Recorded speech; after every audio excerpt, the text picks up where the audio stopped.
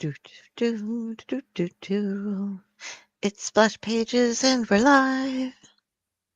Are you alive? Everyone thinks because you're a zombie, you don't know good coffee. Well, they're wrong. There's only one brew that gets my seal of approval. Deadly Grounds coffee is my guilty pleasure. The aroma is so intoxicating. It brings all of my neighbors out of the woodwork. Deadly Grounds coffee. Coffee to die for and zombie approved. It's good to get a little deadly. Use the front door! Oh, they're so disgusting.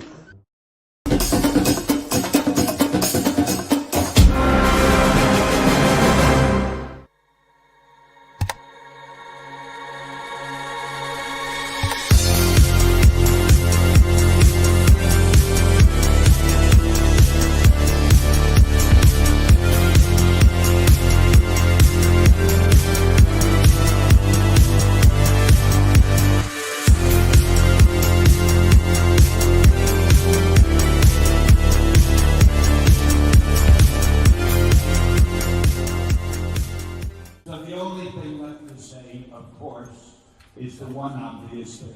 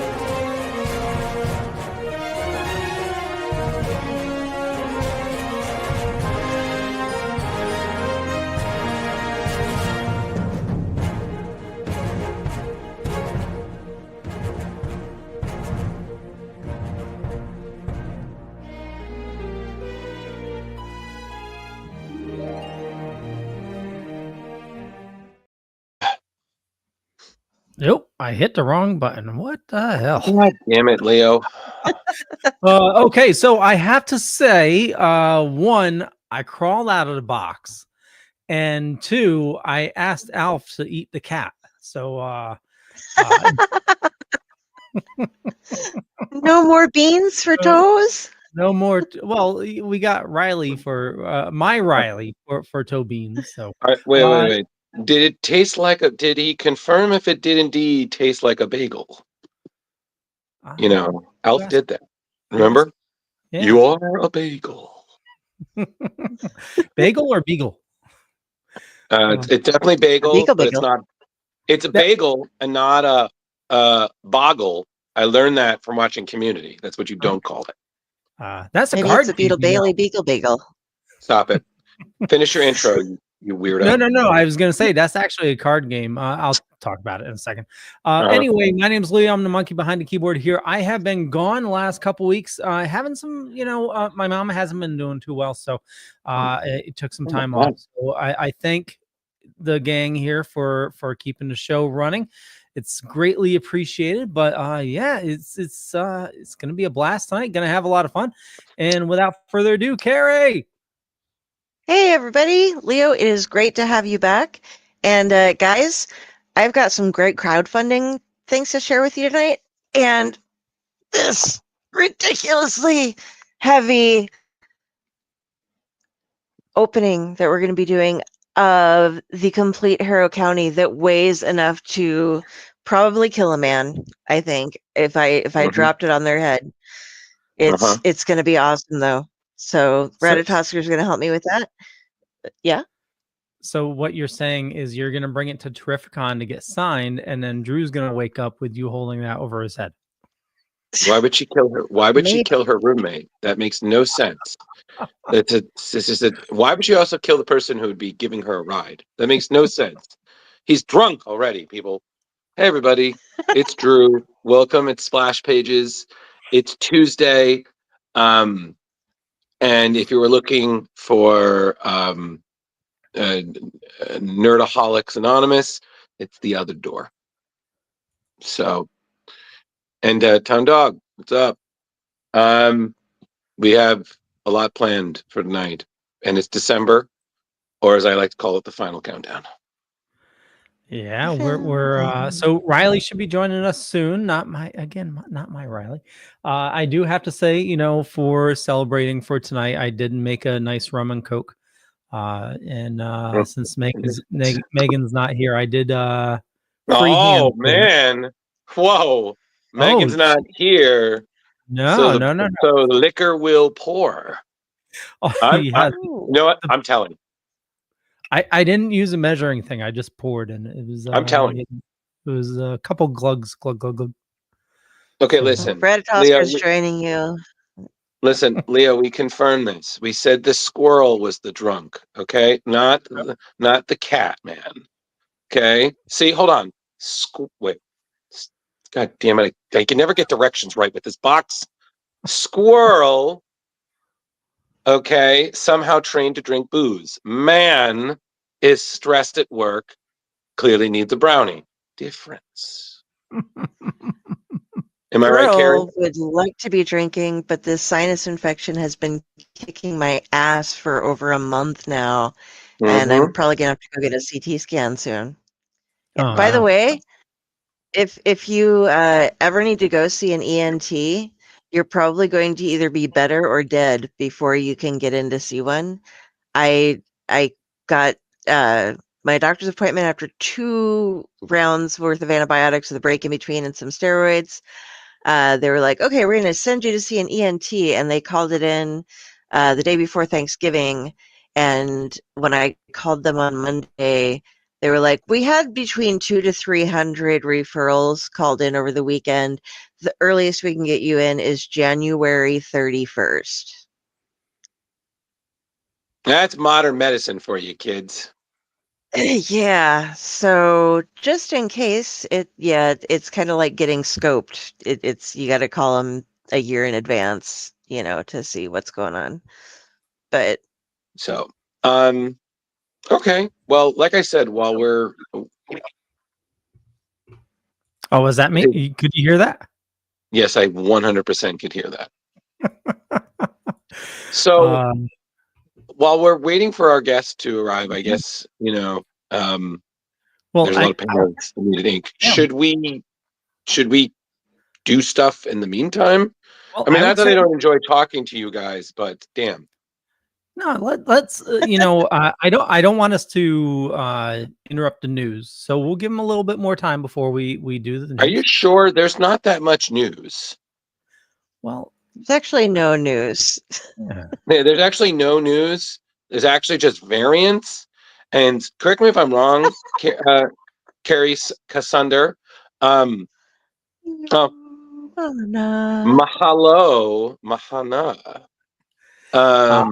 I just wanted to share this real quick. So you know, I'm sorry.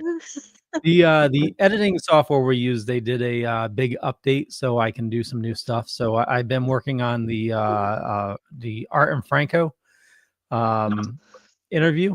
I don't like that. I don't know. I don't want to. I no. Art.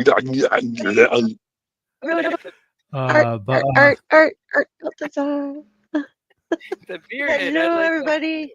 Depends on what time of year. Yeah, and he mentions Chewbacca. I don't know. Oh no, see that's fine. Just okay. Okay. Stop. You see, do not look at the man behind the curtain.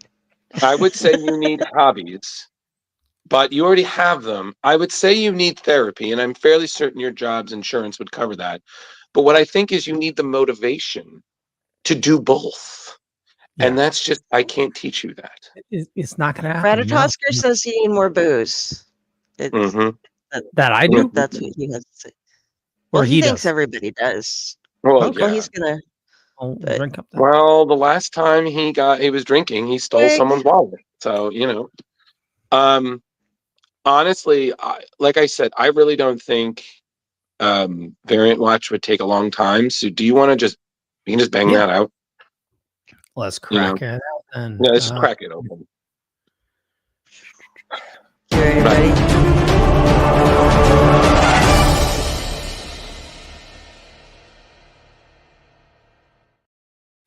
Hey everybody, welcome to Variant Watch. Oh, actually, We have summoned the Reilly Brown. there No, we never mind. go. This is Hey, guys. Riley, Hey. Hello. So Welcome. sorry I'm late. I was putting the kids to bed and just got It's okay. lost track of time. It's No all worries, it's no worries. it's all good. How you doing? Good. Welcome. Good. Welcome. Thanks for having me. Leo, if we had made a bet, you would have won. Oh, was this whether I would actually show up or not? Oh no. No, Well, no. because they were a little nervous before the show. They were like, he's coming, right? You said 8:00, and I'm like, I'm fairly certain. I said 8:00, and I included the time zone and things. I'm very clear with that. And then we were doing the thing, and we were like, we're gonna do the news, and they just put up the news, and you're the newest variant. So I'm like, perfect. Oh, perfect. There we go. Yeah, exactly. And it's funny because Leo's dog is named Reilly, so now we're gonna have to be very distinct. Is that right? Well, yeah. Can wipe our own ass. You know what? You have to. The other one. You know what? I'm not going to say which is which. It's true. Find out on next Splash Pages. If you enjoy belly rubs, this is important.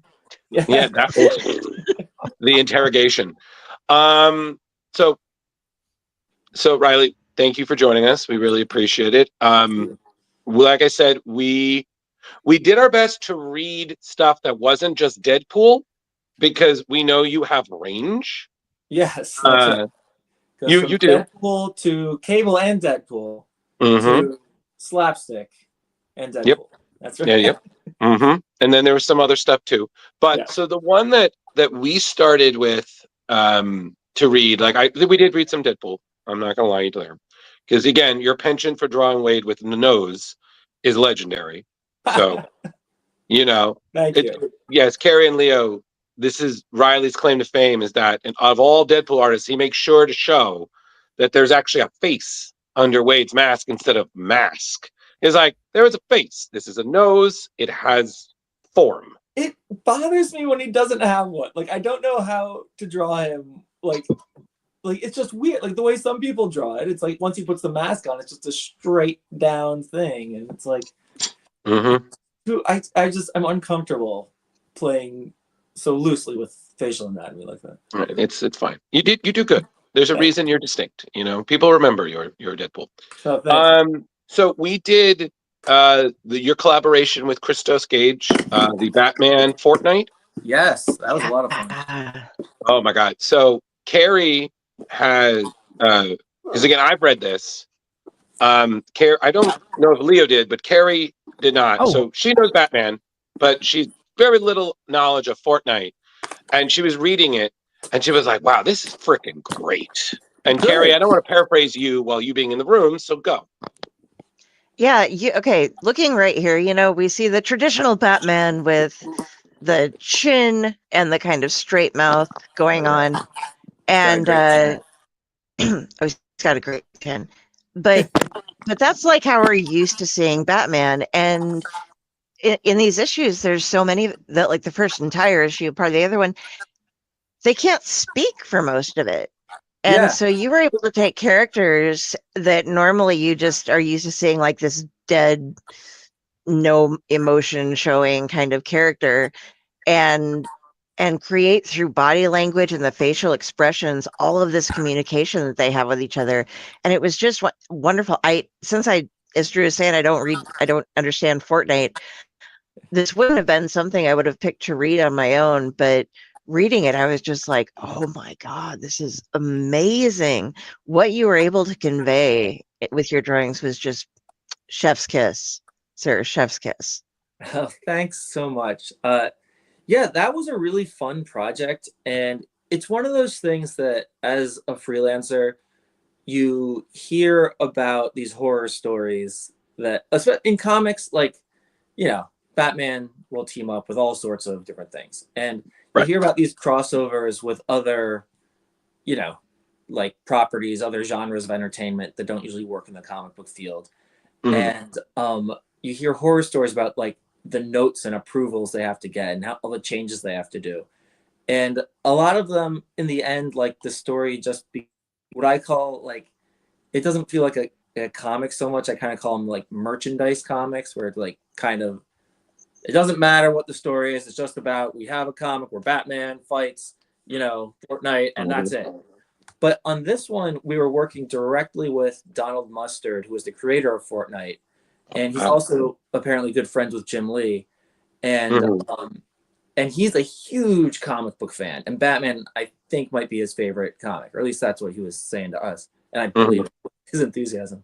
So it was a lot of fun because we didn't have any approval. We were talking to the top guy, and it made like working with these gigantic properties feel like a small press thing, you know, like it was like we could just do whatever we want. And he, you know, had final say with any Fortnite stuff. And if there was anytime our editor Katie Kubert was like, I don't know if we can do that with Batman, he's like, I'll talk to Jim and it'll be okay. And so you know, between him and Christos working, like they came up with a story because they were really like, both of them really, they didn't want to make it just a merchandise comic. Like Donald really wanted this to be like in like an important piece of Fortnite canon, where at this point in the game, there had been very little actually revealing what's going on in the Fortnite world and like how it all works, because the characters don't really talk very much. So there's a lot of speculation among fans. But this was the thing, because he was like, okay, who's gonna solve like the mystery of what is Fortnite? It's like, well, that would take the greatest detective in the world, and who's that? It's Batman. So that was kind of where we went from there. And then Christos, you know, not knowing much about Fortnite going into this, he just wanted to make a really meaningful Batman story and said, okay, we could set him on Fortnite, but here's how I think we can make it a story that any Batman fan would love, even if they don't know anything about Fortnite, just like you were saying. And so he got this great angle between like, with like Batman and Catwoman's relationship. And when this came out, it was like right after their wedding situation fell apart. And so, I mean, you know, you read it and it's like so good to see them like interacting again, but also they don't remember each other, but they're still drawn to each other and they don't know the history. And I don't know. I couldn't be happier with it. I think they did an amazing job with the story. Oh yeah. A lot of fun. And he fully utilized his detective skills. Yeah. You know, it was definitely a Batman comic. Yeah. I was just like, one of my favorite things is, for the people who haven't read it, like basically the premise is Fortnite, you know, if you play the game, it's a battle royale system where you know, they're all the characters are trapped on this island, and it has this storm that is slowly like sinking in, and it resets every 22 minutes or so because that's how long a match is. But in the story of the game is that all these people trapped on the island, after the storm closes in on them, it erases their memory and they start over. So Batman, and they also can't talk while they're there. So Batman is stuck in this situation where he has no memory. His memory is erased every 20 minutes and he can't talk to anybody.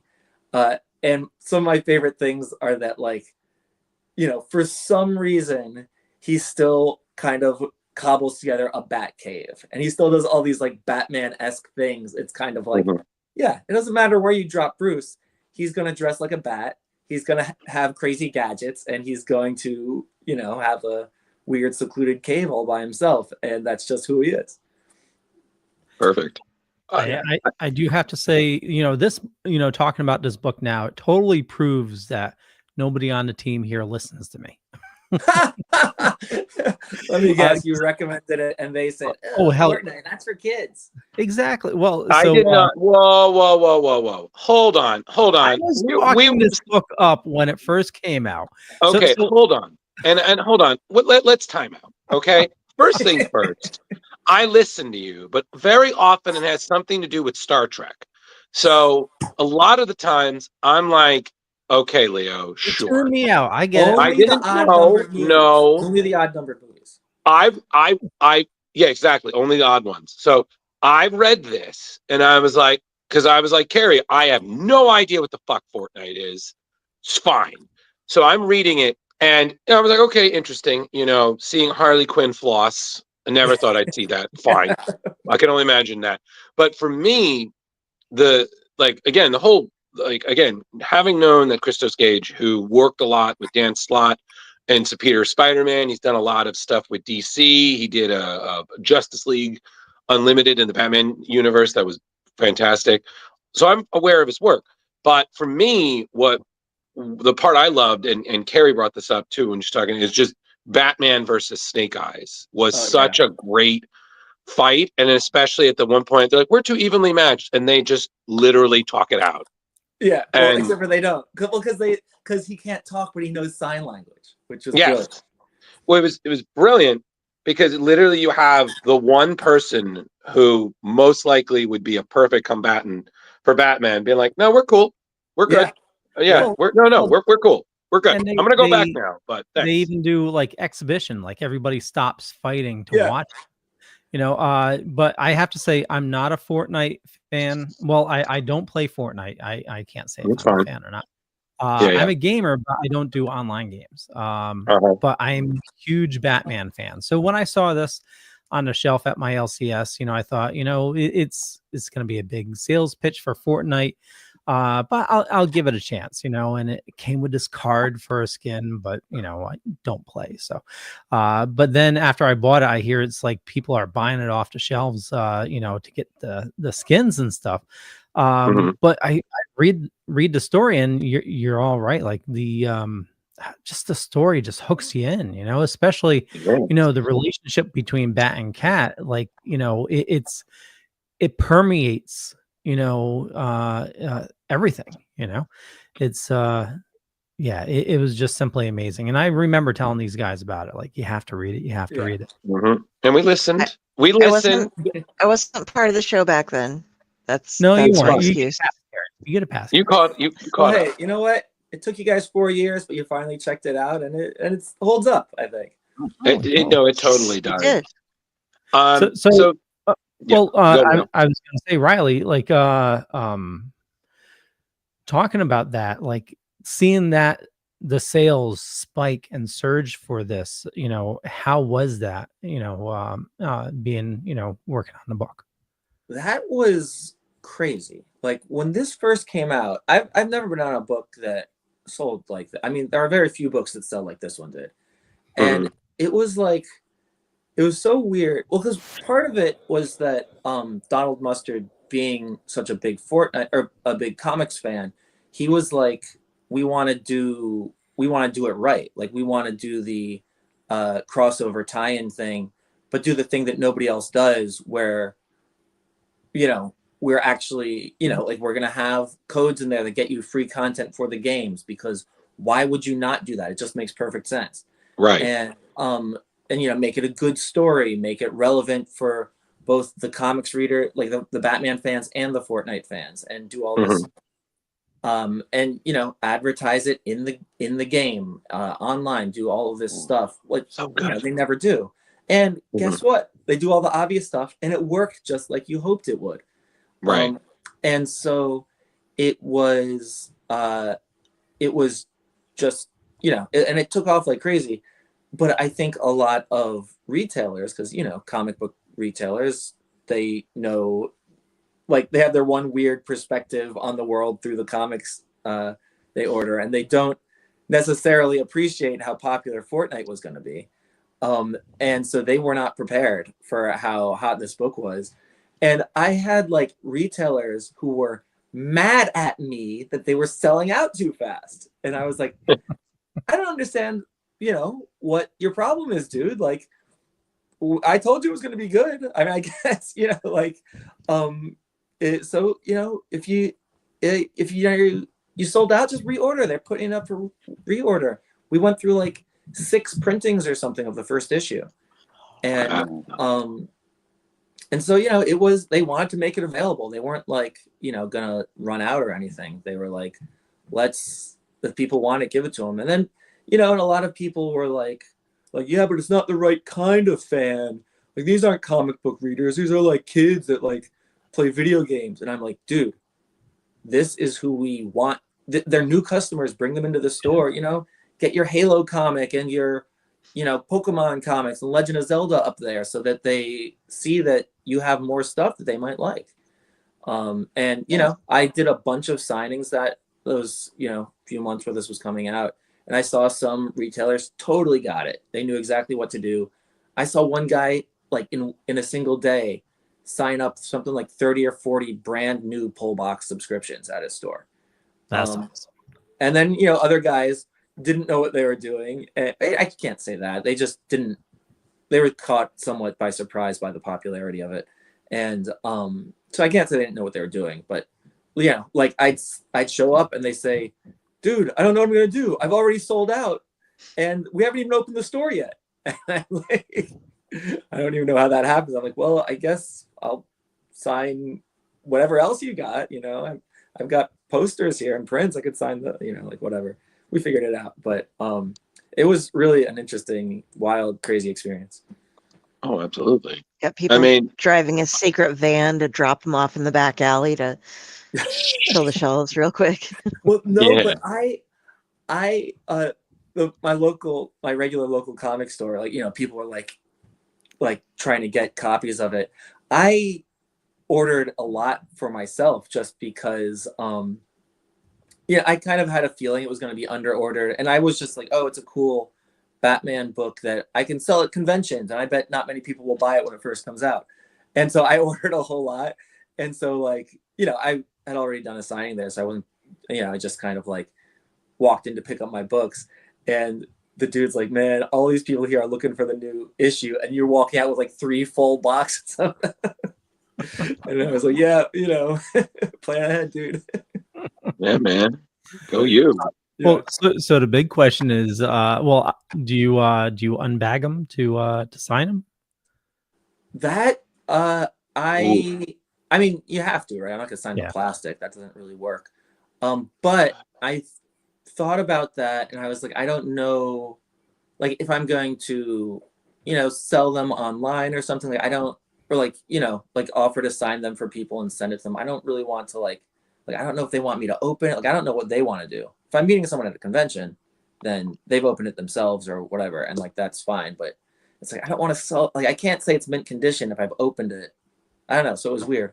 So I actually, I had a friend of mine who I get all my prints and convention stuff for.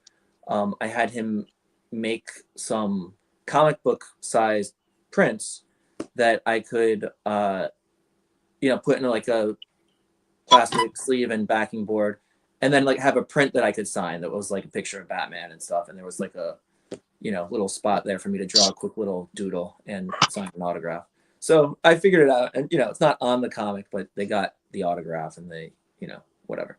Was there anything in the book that was on the cutting room floor that kind of like, if there was an extended version, would have been included? You know, was there anything that was like, wow, that'd be really great, but, you know, either that or they just, the pacing didn't fit it, or maybe y'all were hoping for that, I guess, what would be season 2?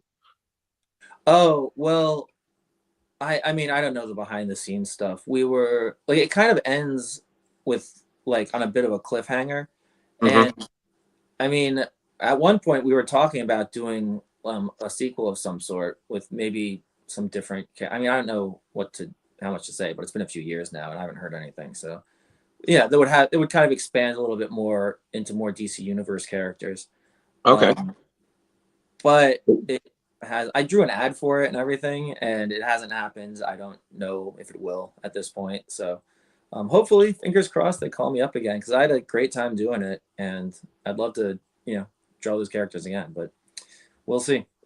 Okay. Well, listen, if it happens, there's, you know, Batman Fortnite 2, we'll be like, well, so you're coming back on, so we can talk about it, right? Hey, Oh, absolutely. Yeah. you know. Well, Well, I then, I yeah. was just going to ask a different spin on that question, Drew. So,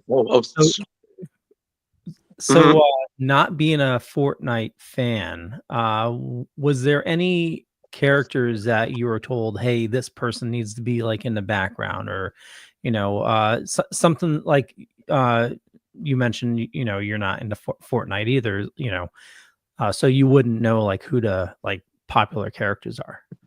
I mean, I was aware of Fortnite enough, and I started playing while working on this because, Nice. I was just like, well, because I started drawing it. I was like, oh man, what's the background look like? I'm like, wait, I'll just go in the game, and I would like, I'm sure people were like finding me in the game, like, who's that guy just standing under the bridge, like looking at weird angles and like stopping for a while, and that was me playing and trying to like take photos of the angle that I needed for the comic. And I got killed so many times. I was like, no, I just need to I need that angle. I need that shot. Stop screwing up for me. So it was fun. There were a few characters that, the script would mention certain people from time to time to include. It was mostly just Reilly, draw whatever characters you want. There's a few characters they said that had, were important parts of the plot that they were like, avoid drawing this guy if we can, because they wouldn't be here, or we need to save them for later for someone that Batman's actually going to interact with. But for the most part, there's hundreds of Fortnite characters, and I just went through them. I tried to kind of focus on the ones that I recognized the most from ads, because I kind of felt like they would either be the most popular or the most recognizable. So you see a lot of Bright Bomber. I think that might be the back of her head there.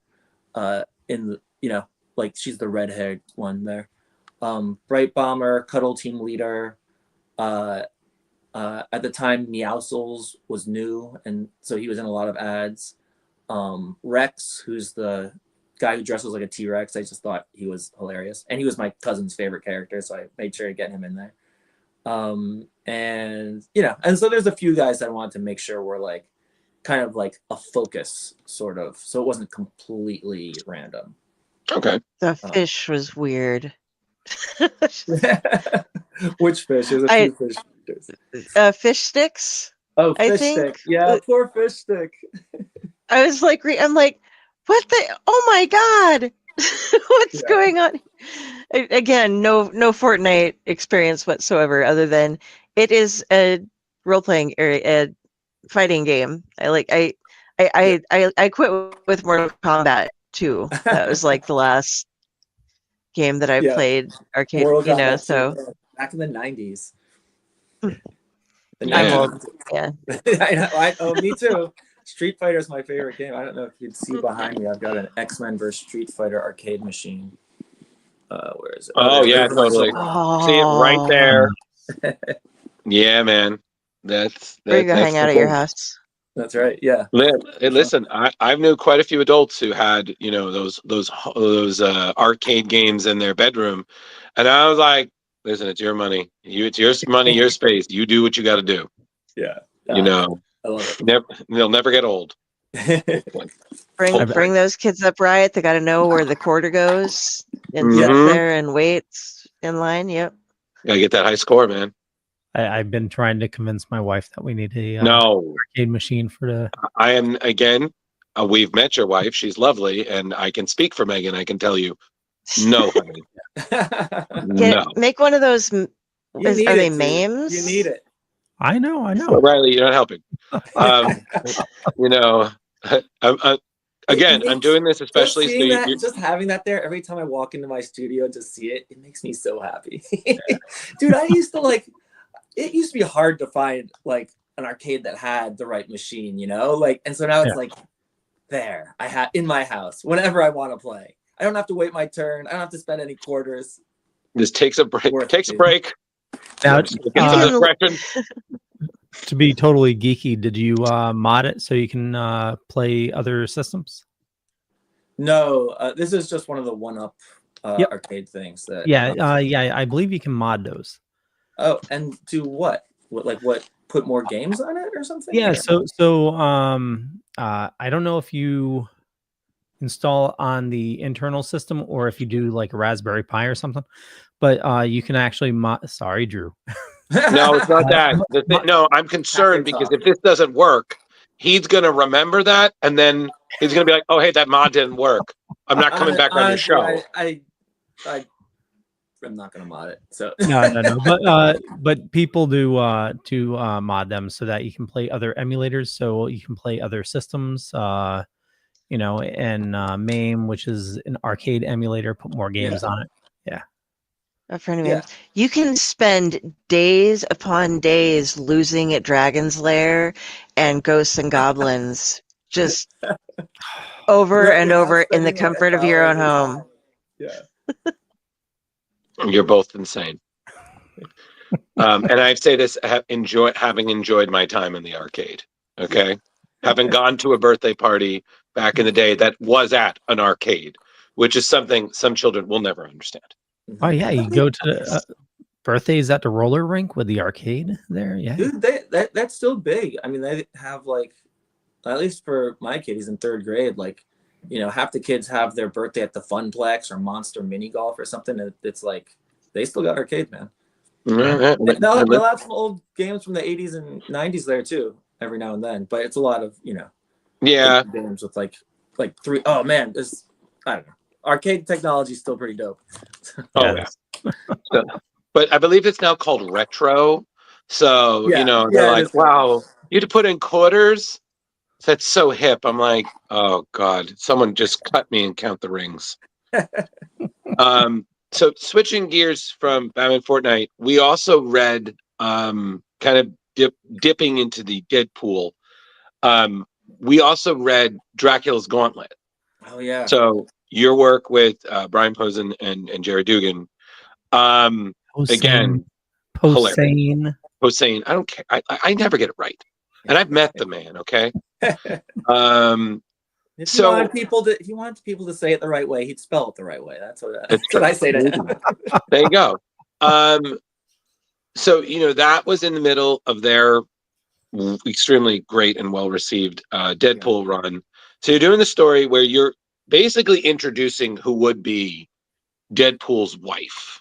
Yep. How much, when you get these scripts, do you laugh both reading it and then drawing it? Because your stuff is always the craziest. So I'm just like, oh my god.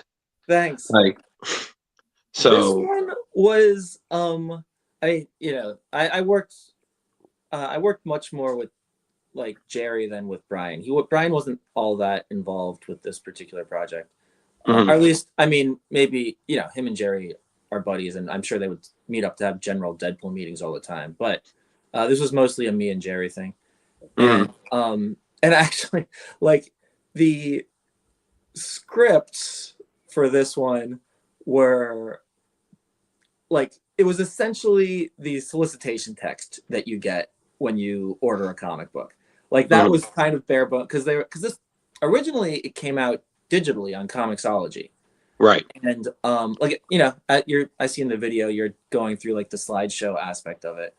And at the time at Marvel, I'd stepped away from Marvel for a little bit to work on a creator-owned book called Power Play, because I was really excited by what I saw as possibility for telling stories this way, like this kind of slideshow thing. I was like, oh man, there's so many cool things I can do with that.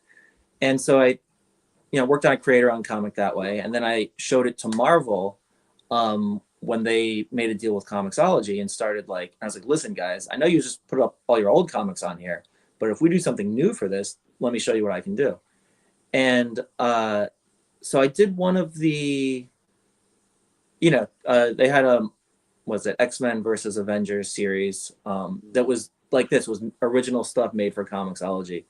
And Mark Waid was heavily involved with this type of thing at the time, and so we did a thing together. And then they were like, okay, we want to do a Deadpool thing, and like, Reilly, you know what to do here, so just we're not going to tell you what to do, just go crazy. And so Jerry would send me like these brief synopsises, and then I had to figure out how to make that fit in the right, page count or whatever. And so I had a ton of freedom to do with, and then, I'd give it back to Jerry and he would add dialogue.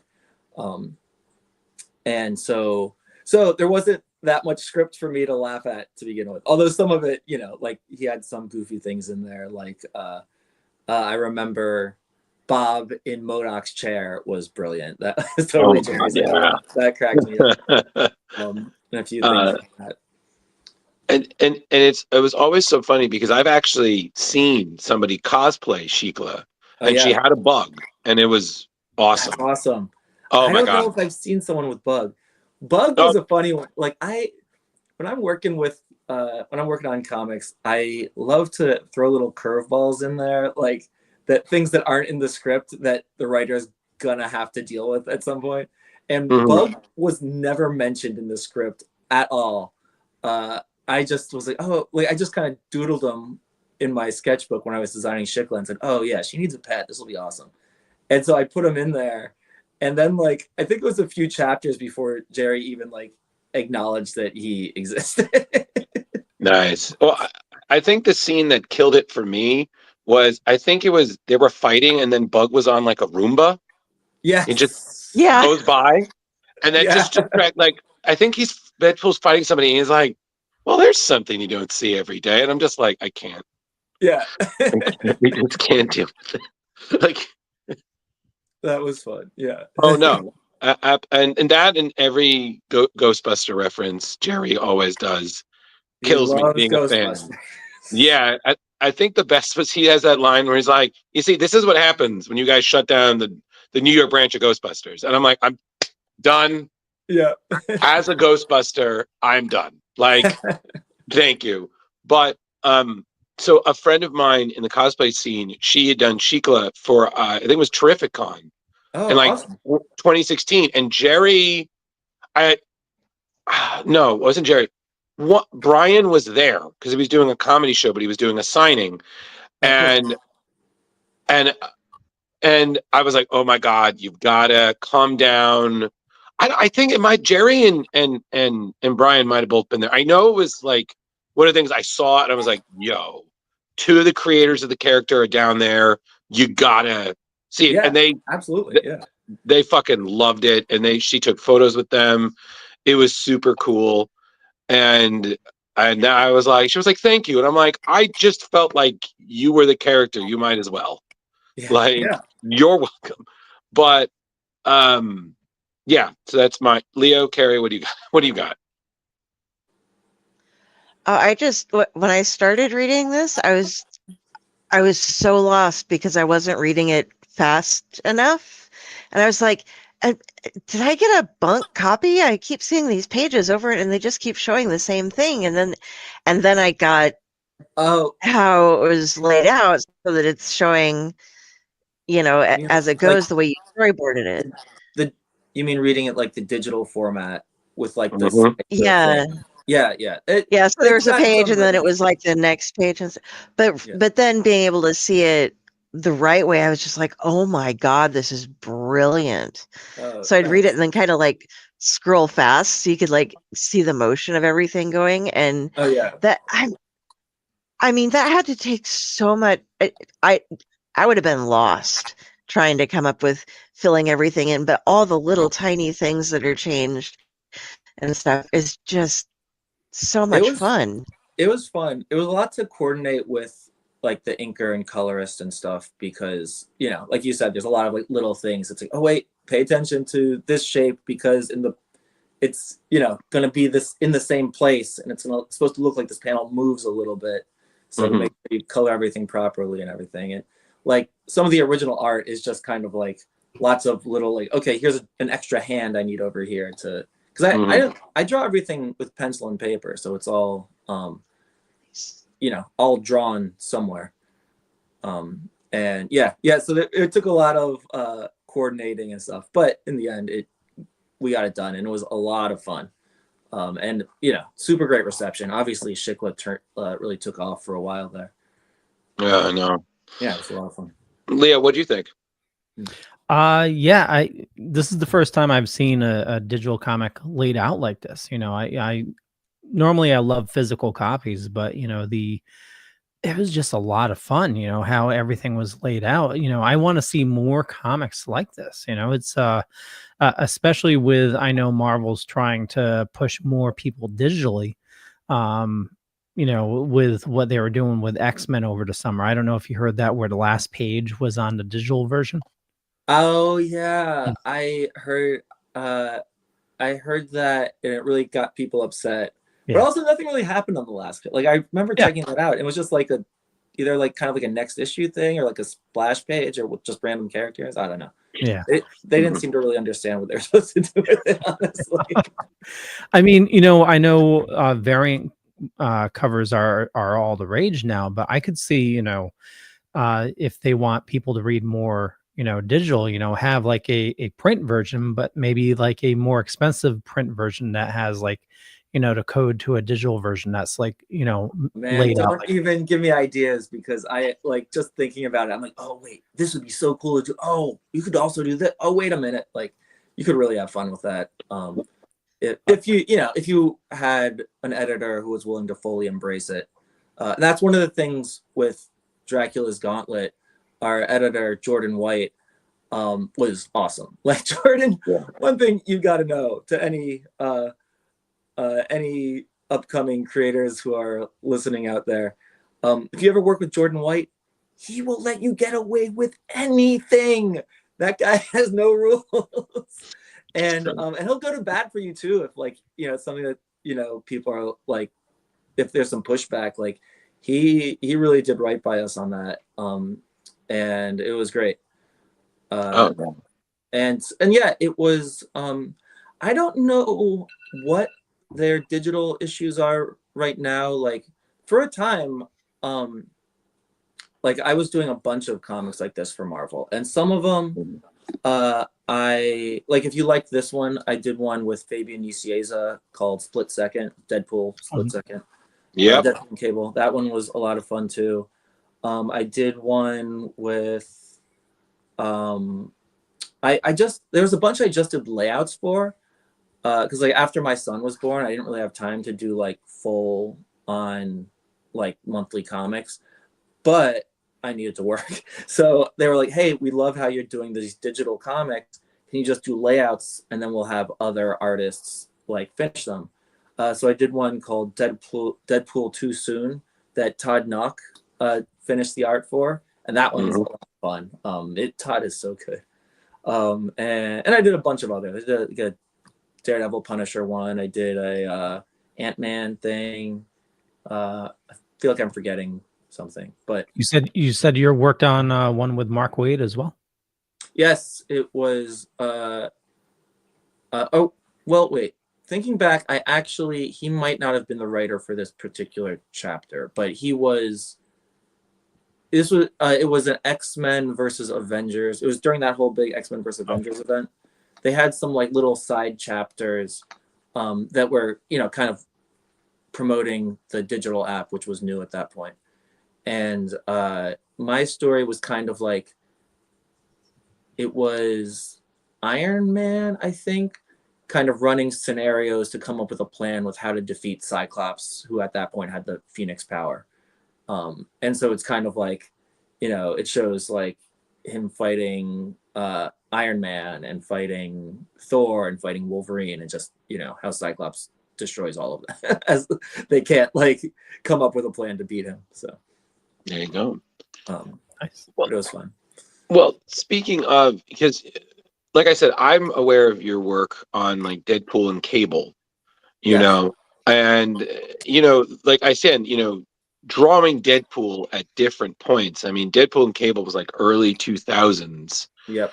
He's still dealing with like Civil War, that kind of thing, and they're that weird buddy cop kind of, that buddy comedy, because for those who don't know that story, Deadpool and Cable were unexpectedly linked in an earlier story, where anytime Cable body slid, Wade would come with him. They had been genetically bonded.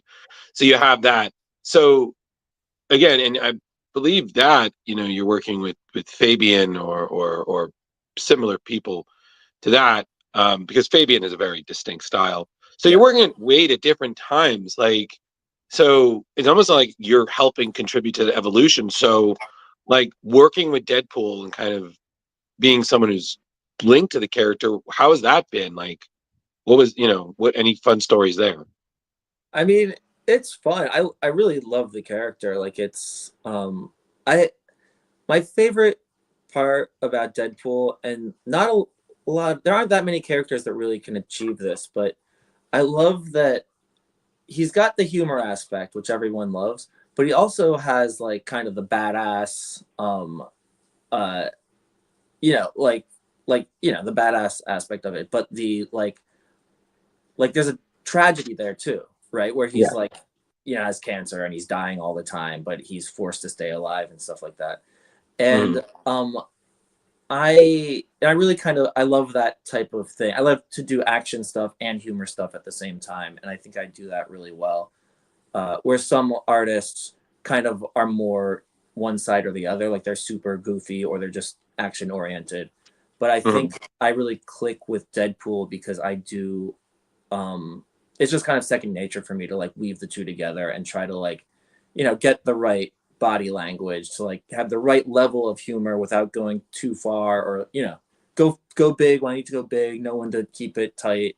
And so I really enjoy working on them, and it's been fun working with different writers and different takes on Deadpool, different ways of exploring who he is. I don't know. I mean, there's nothing specific that comes to mind in terms of that at the moment, but I don't know. I mean, he's definitely come a long way. I mean, just Cable Deadpool, you touched on, he's auditioning for contracts, trying to trick Taskmaster into fighting him. You've got him teaming up with his weird sort of doppelganger, Agent X. He's small, he's big. Oh yeah. You get the T-Ray story, which odd. All very odd, but I feel like working like the different eras of Deadpool, I feel like are, I don't know, like you watch the Deadpool movies and the first one to me is so Fabian Nicieza, where it's like it's like all heart and it's like funny, but it's really kind of the serious drama with just a funny character in it. And then the second one is more just like straight comedy. It's that one, it's just kind of a typical buddy cop movie. And then the most recent, Deadpool versus Wolverine, like that's like a Jerry Duggan one where it's just absolute nonsense. Like the thinnest veneer of a plot that is just kind of an excuse for whatever wacky shenanigans they wanted to get into. And so it's been fun watching those movies and being like, oh yeah, that fits. Like this is this writer's style. Like, okay, that's cool. Yeah. And definitely with Duggan style, because again, you just have you have the comedy and then you have the unexpected heart-wrenching moments. You're like, oh God. Yep. Like that unexpected Rick and Morty season 2 cliffhanger gut punch. Like, oh shit, I did not expect this. Oh yeah. I'm feeling Jerry lives for that. Those are his favorite moments when you're just not seeing it coming and he like smacks you over the head with something. It's like, oh wait, it's not all just goofing around. Damn. But that's well, yeah. That's great. So, and then because you've worked a lot with Marvel, DC, and like a bunch of other people as well. And correct me if I'm wrong, but you did some work for DC during the New 52? Yeah, I worked on a Lobo series for a little while. It was the Lobo series nobody liked.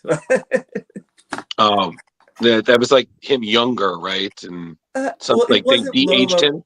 Yeah, no, it was like on the first page he like kills the original Lobo, and I don't know, man. I love Lobo. So like when they call me up and they're like, "Hey, you want to work on Lobo?" And I was like, "Hey, that's great. I just came off a really popular Deadpool comic at Marvel, and I was teaming up with Cullen Bunn, who also came off a different popular Deadpool series, And I was like, that's great. Such a no-brainer. Get the two Deadpool guys together to do Lobo. That's perfect. Let's do it.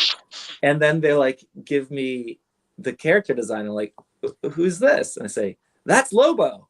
And I'm like, oh boy. okay. But it's going to be like, it'll be funny and stuff. Like, no jokes. Huh. Okay. Well, you guys know best. We'll see how it goes. And then, listen. We did our best, okay? And I stand by it. Those pages look awesome.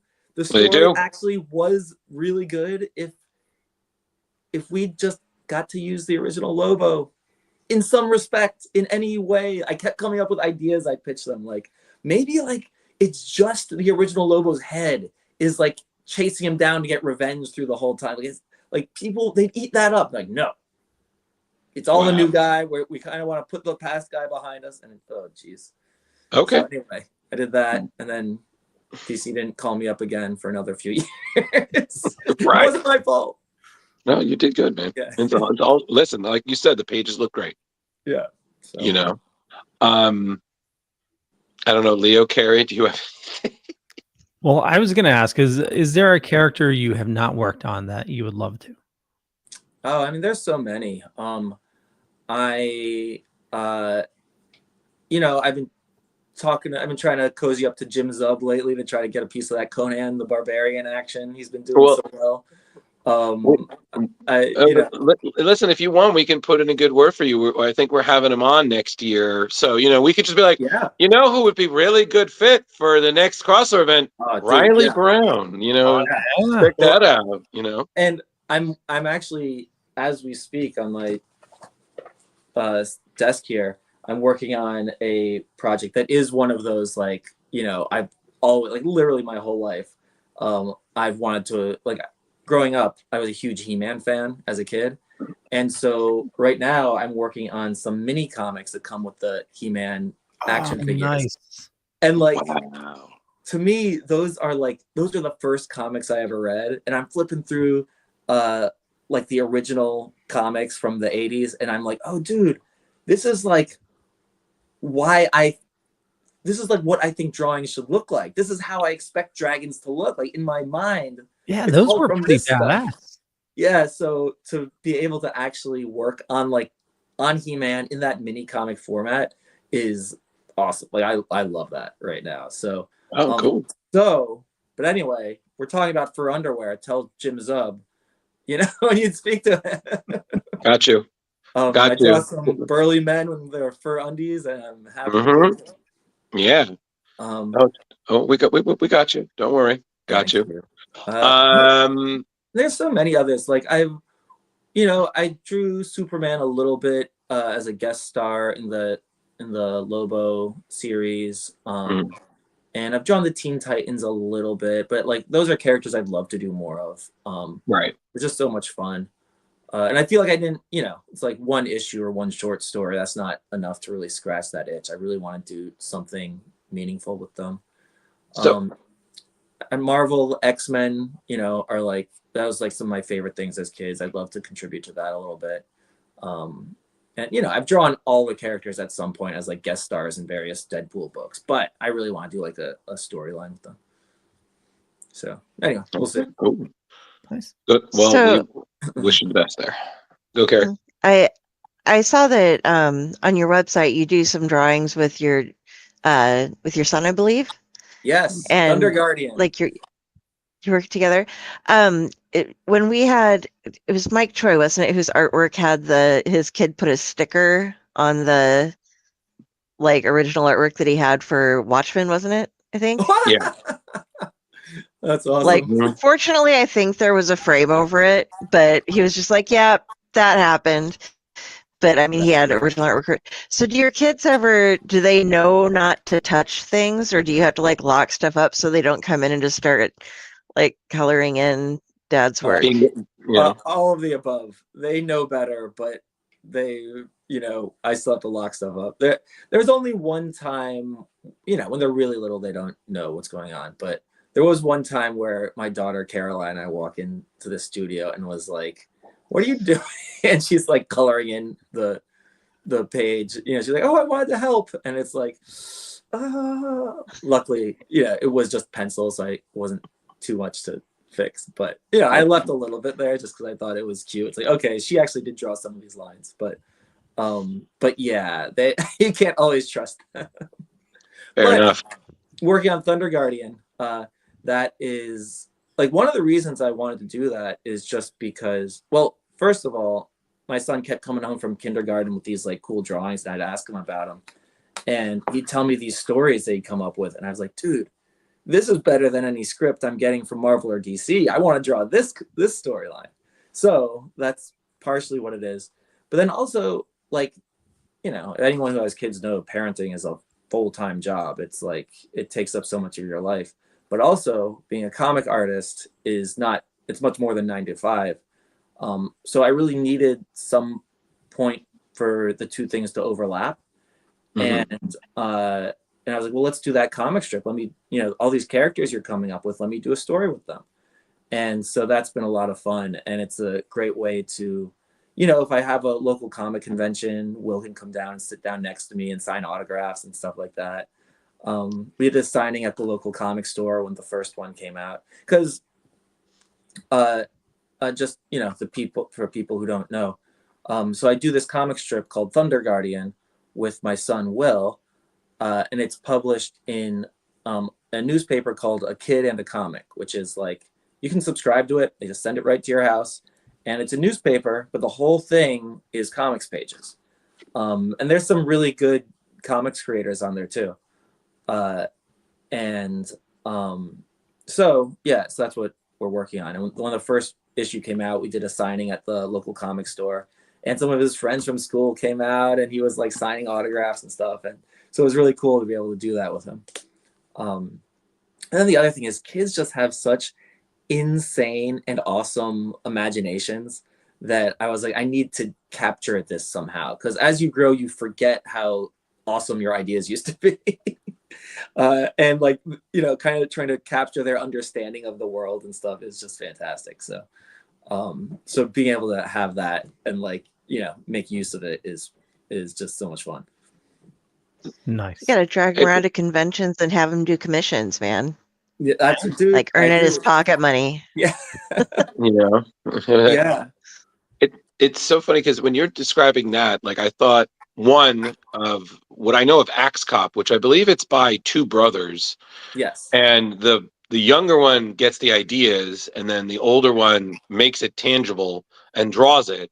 So it's that. But then it also reminds me of that guy Adam Walenta, Punk Rock Taco, because he'll have his son with him while they're doing it, and they'll like be at a table at a con and they'll be drawing, you know, together, and you know, it's just so much fun. So that's really great that you have that bonding with your son, with your kid, and that just must be so cool when people are showing up and they're buying his book because he can just go to class and be, oh, what'd you do? Oh yeah, I had a signing. Me and my dad did a book. Yeah, you know, you know. He's in 3rd grade now, but at the end of 2nd grade, kind of like the last big project is they had to like write a how-to book, and so he wrote how to make a comic, and I was like, oh, that's just really cool, and it was just so funny to read like how he thinks it works, and part of it is like he's like, first come up with an idea. They're like, step 1, come up with an idea. Step 2, now you have to draw it. You might have to get an adult's help. Step 3. Now is where you make the real money. Take your comic to a comic store and sign autographs. It was like,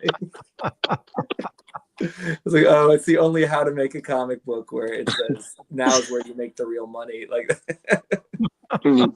that's like in South Park when they're like, steal the underwear. Right. Step 2, blank. Step 3, profit. Okay, exactly. But what's the blank?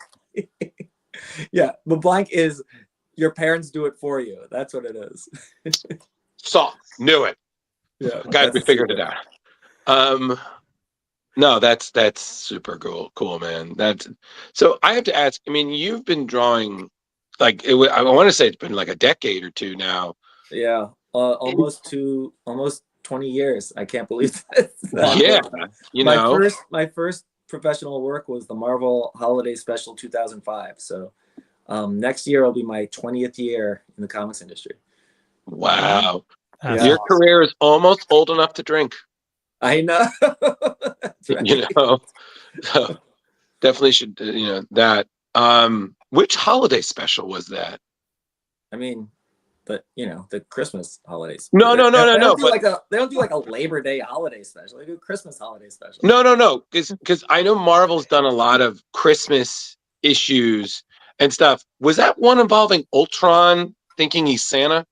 Yeah, that's it. Oh my God, I've actually read that. So, Yeah, like, thanks. well, it's because Of course you have. uh, stop it, Carrie. Wait. It's of course I did. Well, Which no, one was it's it? Oh, because- wait, it was exactly It's this just one. It's the Marvel 2005 holiday special. That's what it's called. right. The Yeah. creative title.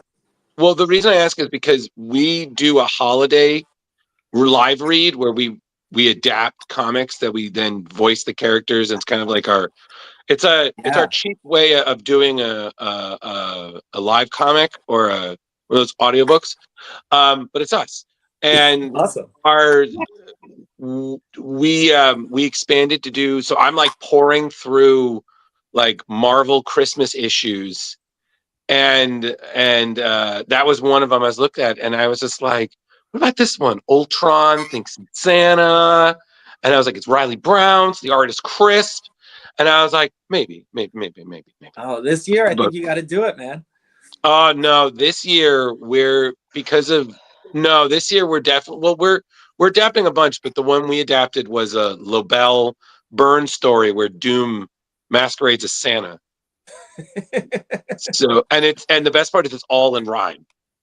So I was like, well, shit, I'm gonna have to read this myself because you can't do breakup rhyme. So I'm like, thank God I've read to enough niece and nephews I can do this. Yeah.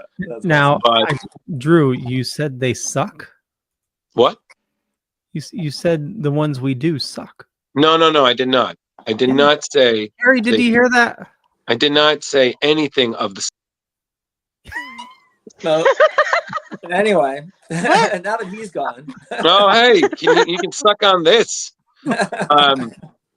No, but I remember that, and that was a funny read. But that's crazy. That was your first, and like you said, now you're on 20 years. Yeah, I know. Coming up. It's wild. Yeah. What was is there anything that was if you could say through your career, what was the craziest thing you feel like you've had to draw? Like you had to stop and was like, I'm really drawing this. Like, wow. And I'm talking like whether it was a commission or in a comic. Craziest thing? Mm-hmm. Yeah, there was this Amazing Spider-Man story I did where it involves like some meteor crashes down to Earth or something like that, and there's some villain who's trying to get a hold of it, to get superpowers. Probably, I don't really remember the story, but right. But it turned out that the meteor was like an egg for like a Cthulhu type creature, and it was written by Fred Van Lente, and there was one panel description where it was like as the egg hatches, like the tentacles start feeling up Spider-Man like it's a Japanese tentacle porn, and so that's what I drew, and it was messed up and weird, and I didn't feel good about it, but it was kind of funny. So I took a hot shower, and I was going to ask. I was like, yeah. That's it. I'm done for the night. I gotta shower. I gotta hug my wife, hold my kids. Yeah. Remember, life is good. It's not weird and painful. Because I was like, okay, if a fan asked for this, I'd probably tell them no. But it's in an actual Marvel comic. It's an actual Spider. I can't tell them no. This is how Fred gets it. This is how Fred gets his Spider-Man tentacle porn. I guess so. I mean, he has to put it in an official script. It's actually funny because we've had Fred on the show, and he was talking to us about how he was always given like these projects where he felt like they were doomed to fail, but they actually worked. And he was like, man, I'm on a roll. They just give me these projects like, make this work. And they're like, man, I do it. And I was like, yeah. And the one that didn't was Slapstick that me and him did together. Cause that was so much fun, but it just, That was another digital one. We were talking about the digital ones. If you could find the slapstick book that me and Fred did, I swear to God, it's one of the funniest things I've ever done. And another, thank God, Jordan White doesn't have any rules because we go places with that. Oh boy. And that was a lot of fun. That one, probably every page just about had something that I was like, I can't believe they're letting us get away with this. But that's a lot of fun. So look for that one. It's called Slapstick. That's Not Funny. But it is funny. It really is. I trust you. Yeah. And Fred. We So have do you faith in Fred. Oh, another good one. Oh, geez. See, now I'm like, just remember. yeah, well, Outrage is a creator-owned comic that I do with Fabian Nicieza. There's a lot in that. The climax of the first book is, Outrage, if you haven't read it, is the main character, or, the title character, Outrage. It's pretty much like, when someone posts something online that makes you wish you could reach across the internet and smack them? Every day.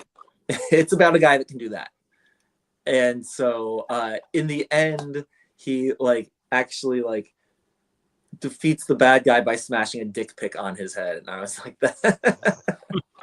Oh my God. And I was like, that's so perfect. It's poetic, really. Wow. That's amazing. That's awesome. That is so fucking funny. Well, yeah, that one, it was on not Comixology, Webtoon originally. Oh, okay. And then we did a collected edition that came out last Christmas, I think. And stay tuned because we're in talks to get the second volume released pretty soon. So yeah, Cool. more details forthcoming. Cool beans. Do you have any conventions coming up that you're going to be at? I do. I don't have my convention schedule in front of me. Let me think. I'm going to be. I don't know, a bunch of them. I'm doing one in Kentucky. I just did a show in Kentucky. I'm going back to Kentucky. They're getting more Reilly Brown. Nice. So I think that's the Lexington Comic-Con this spring. I'll be in Kansas City, Missouri for Planet Comic-Con. I think it's that March or April, something like that. I'm doing a couple of New Jersey shows. I live in New Jersey, so New Jersey shows that's my local. That's an easy commute for me. And I just got confirmation I'll be at San Diego Comic-Con. Nice. Again for the I guess 21st year. And I'm sure plenty more as the year goes. So I'll have updates on my Instagram and whatever other social media is popular that week. So I had one question. I assume that you again, Deadpools you see them all the time at cons, but do people stop and get photos with you, or you see Deadpools and you're like, oh God? No, I love it. I love it. Deadpools are fun. Those are those are fun guys that dress like Deadpool for the most part. Oh no, I no. The reason I ask is because I actually met you more a few times as a Deadpool. I was Deadpoo. Oh yes, I've absolutely gotten pictures with you. Mm-hmm. Yeah, I think I remember one time it was me and some of my friends. It was me. My friend was Hydra Piglet, and then we were debuting. This is around Deadpool 2, so we had a Cable, but it was Cable combined with Eeyores, Cablor. I don't remember Cablor, but yeah, but it was so funny because we'd seen you and you were like, I can't, I'm done. But I wish. Listen, sometimes with these conventions, yeah. Because the reason I ask is because it's funny that you bring up anniversaries, because next year's 10 years that I've been doing Deadpool, and this year past we had a Tiggerine. Oh, that's kind of perfect. He's got stripes and the whole thing, man. Stripes. pulled the mask on it. It was like a prayer. It was hilarious. And I said to my friend, I was like, it's been 10 years. And he's like, what does this mean? I said, it means photo shoot. So, no, but no, I just want to say it was always you and all the Deadpool creators we met as Deadpool, Hydra Piglet, Cabler, Cabler. Yeah. You guys always had just a great sense of humor and were so fucking funny. So just, good on you, man. Keep the sense of humor. Yeah. So, yeah, I'm good, Leo. So if you want to ask your usual end of the interview questions, go right ahead. Well, before I do, Carrie, was there anything else you'd like to ask before we start to wrap things up? No, I'd gotten my stuff covered with some of the panel things and just the awesomeness behind the silent comic sort of thing going on, and the kids stuff. So, yeah. Carrie, who's your friend there? This is Ratatosker. He is my emotional support Norwegian or Norse mythology squirrel puppet. He's a lush. He drinks a lot. He has a full bar, and very good. Yeah, he also has a foster child that is a flying squirrel that he didn't understand genetics right and assumed he could use him for a liver eventually. But I've put him in a safe place to keep him away from poor Ratatosker these days. Yeah, He has a lightsaber and things too, depending on how life's going. So we have fun here with him. I have him. I have a whole box of friends. Cthulhu, but Ratatosker's my special guy. Yep. That's great. We purposely say the name wrong just to get a source of frustration. So, Leo, do you want to ask your usual questions? Reilly, when you're not working on comics and spending time with your family, what is something that you dork out about? Like, are you a gamer? Do you collect cars? You do research, like history research. Like, what's hobby? Well, while I'm working, I listen to a lot of audiobooks and podcasts, and I do love history stuff. Like when you mentioned that, I just finished Brad Meltzer's new book about like a conspiracy to assassinate George Washington, like back in the Revolutionary times. Ooh. And it's really good. And like apparently he dug up some like new research that nobody else had really followed up on. It's a very good book, and like really, like it's really kind of cool. I love those like famous historical moments that you think so much about, but then to learn more about what it was like to actually live in that time and in that place, because it most people are just going about their day, right? And so it was interesting to read that book and see, because it's all about spies. Like spies were a big part of the Revolutionary War, and so it's kind of interesting to see how they like interact with people on the other side and how close people, like it'd be like the American or the Yankees or whatever, and the British would get into bar fights because in between battles they were just drinking at the same bars, like you would, because they're all in Manhattan fighting each other, and then you're not supposed to get in trouble, and then the next day they go off to form battle lines and actually fight each other again. I don't know, like that's the type of thing I just think is so much fun and interesting to learn about. That's awesome. That sounds interesting. Yeah. So I highly recommend the book, though. It's very good. It's called I think it's called The First Conspiracy or something like that. Okay, but you said it's Brad Meltzer? Yep. Awesome. I'll check it out. Absolutely. No, that sounds really cool. I'm definitely gonna check that out too.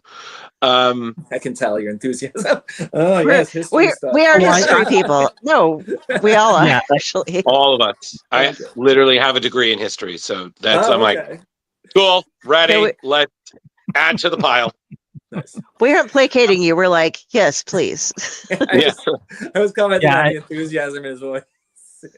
No, I'm watching the on Netflix the Wyatt Earp documentary thing right now. That's cool. Oh, nice. I see. I swear, I sometimes just bubble, and I'm like, "What's going on in the world?" And they tell me, "I was like, oh, well, that sounds nice." I'm like, "Oh, cool, nice." I had no idea. So because we're gonna essentially you're coming on an hour, Riley. So we're gonna kind of wrap that up. You deserve some time to yourself. Thank you for giving us the time. Perhaps a cock cocoa or two for you. Yeah. Um, Well, for me, when it's back you're to Masters of the Universe. I think. there, you go. You gotta give He-Man some pants. Never. Something like that. No, never. That's the power of it all. Yeah. So thank you again for joining us. We really do appreciate it. It is absolutely fantastic. So, in terms of if somebody wants to get in touch, what are the best ways to get in touch with you, social media and things and whatnot? I'm probably most reliably found on Instagram. It's Reilly_Brown at Instagram. I'm pretty active on Facebook, and then like so many people, especially artists, I've kind of made the migration over to Blue Sky, which I don't know if you guys have tried that, but if you used to like Twitter, I've never liked Twitter, but Blue Sky is vaguely more tolerable, especially these days where Twitter is practically unusable and Blue Sky actually functions, and there's a lot of comic book people and not too many other people, so it's you can get into a lot of good conversations with comics folks, so that's why it's fun. True story. And they're actually blocking people now on well, they always have been on Blue Sky, but trying to keep it clean. I mean, there are rules, I suppose. Whereas Twitter is just nothing but bots and ads. It's really. I mean, I know I always hate it. I don't know if that's better or worse than all the arguing that used to take place there. But anyway, if you read Outrage, there's a couple of times in there where we have to show social media and we show the good sides and the bad sides. And I always use Twitter as examples of the bad part of the internet, and Instagram is the good part. Just imagine it's all pictures of puppies and butts, and it's great. Yeah, it's like Lion King. All the light touches the internet. What about that there? No, that's Twitter. We don't go there right now. Exactly. We just that is the Badlands. Yeah. We don't go there. Twitter and a bit of Reddit. Yeah. Twitter and Reddit. 4chan. Guys, the Badlands are expanding. We got it. Thank you. So Leo, since we didn't get to, did you want to fill in the technical things before he leaves? StreamYard boys? Yeah. If you guys don't mind, can I drop a couple of plugs if I haven't enough? Oh yeah, no, please. Oh yeah. So, well, one thing, if we didn't get a chance to talk about it, but I actually have my own podcast that we're on hiatus right now, but it's the Hypothetical Island podcast that I do with my buddy George O'Connor, who's another well-known comic book guy. And we interview a lot of awesome comic creators and animators and toy designers and stuff like that. And similar to this one, but on a hypothetical island. And so that's a lot of fun. But also, like I mentioned before, I'm working on Thunder Guardian with my son, and it comes out in a kid and a comic if you want to get a subscription to that, or just go to the website and check it out. But we have a collected edition we're putting together that should be available this spring. Fingers crossed, if we have a crowdfunding thing we're about to start coming out through Zoop. So right now it's just sign up for updates, but we should be launching pretty soon. In fact, I was just talking to the Zoop people earlier today about some of the details of the book and when we're going to launch and stuff like that. So yeah, go to their website now and just sign up for updates, or just check out some of the artwork I've got up there as a preview. And it's a lot of fun. So, That's one of the brand new things that we just started doing. I've been doing some crowdfunding announcements for people, so I'll make sure that I get that one up so that when you guys are ready to go live, everybody can go and follow you and pledge. Yeah, get a hold of it. Yes. Yeah, big support That's of the awesome. crowdfunding here. Yeah. Especially Karen. Yeah, I'm not going to have an apartment pretty soon. I'm just going to be living inside of the boxes left over from my crowdfunding. support. Yeah. Listen, that's a life well lived. Like at this point, half my furniture is just made out of comic books stacked up on top of each other, and I'm much happier than if I had real furniture. It's great. So okay, what else do I have coming out? I got the collected edition, or the first collected edition of Forgotten Realms Wizard's Cult, which is a comic I do with Titan, is coming out at the end of this month. And then keep your eye out for upcoming Masters of the Universe action figures, where I'm drawing some of the mini comics to come with them. So yeah, Sweet. so that's what I got. Is going on. Elminster in the Forgotten Realm stuff? What's that? Is Elminster in any of the Forgotten Realm stuff? It's not Forgotten Realms. It's Forgotten Runes. It's a different. Oh, video. Yeah. Okay, sorry. Brain immediately connected, and I'm off yeah. of Faerun. I connected with that as well. I'm like, D&D? I mean, it sounds very similar. I don't. Awesome. Well, Oh, Reilly, thank you. Thank you so much for your time this evening. It was awesome to have you, and we'd love to have you back sometime. And we'll definitely push your podcast. Let us know when you're back, and we'll do some cross pollination there. Absolutely. Yeah, stay in touch, guys. And I will let you know when things come out. Absolutely. So Leo, let him know at the stream. Yep. So when you're ready to pop out, there's a Leave Studio button on the bottom. When you hit that, it'll prompt you to go to an uploads page. If you can go to that and let it complete, so basically like leave the browser window open. If it errors out, don't worry about it. I get an alert, and then we can send you a link afterwards. We just download everybody's audio and video separately because I do a bunch of editing after the fact. Right. Yeah. Hang on. I'm getting all these. What's happening? My No everything worries. wants to update all of a sudden. I don't know what I just did. How do I? So, you guys hear me? Because I'm. Yeah. Okay. There I you don't. go. What's going on? All right. I think I got it figured out. How do I? So you said there's an exit StreamYard. There should button? be a Leave Studio button on the bottom with a red I see X. a red X. Is that it? Yeah. Oh yeah. Yep. Okay. I just want to make sure that you still get the upload. Mm-hmm. And then it'll show a uploads page, and just let that stay on until it shows 100, and then you can close. Okay. Cool. No problem. Yeah, and if there's an issue, just send me an email, and we can always send you a link. All right. So, okay. All right. Well, Awesome. Thanks, guys. Thank you so much for Wonderful to coming on. meet I you. appreciate it. Yeah. All right. Take it easy. Have a good night. Thank you. That was awesome. And then where's 3? I was. And I swear, you know what? I gotta stop saying it out loud. I'm like, oh, it's gonna be a short show. I gotta stop saying that because the universe is like, oh, really? That's what you want? Is it? You.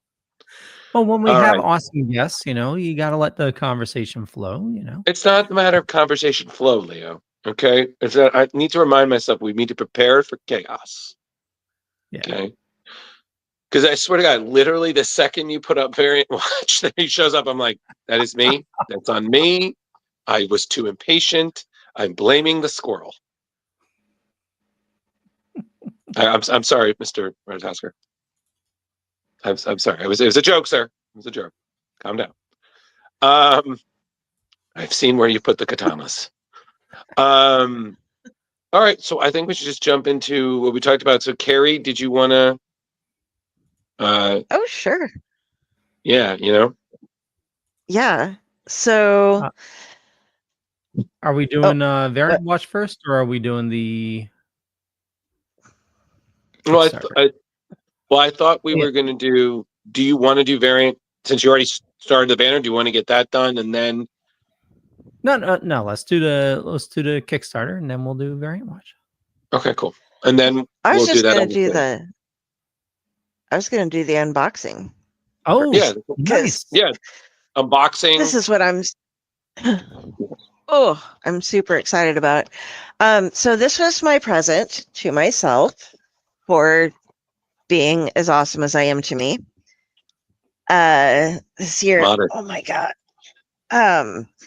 It runs about $150, but you can find it on sale in certain places, and I'm not going to give away too many. You can get it, currently it's 30% off at Organic Price Books, and there are some other places where it's also on sale, but I didn't want to go through and try to find every one of them. This is Cullen, Bunn, and Tyler Crook's Harrow County, the complete Harrow County. Wow. And I can barely hold this up. I'm going to be very careful with my scissors here and just cut a little of the plastic to open it because I do not want to damage this box. But once I can get, there we go. Plastic I mean, going.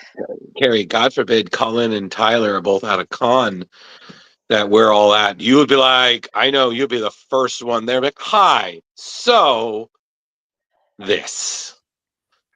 Yes. So first thing, obviously, we get the little folder on the back, and it explains it collects all 32 issues of the Harrow County comic series in a deluxe oversized format with slipcase and new painted cover art.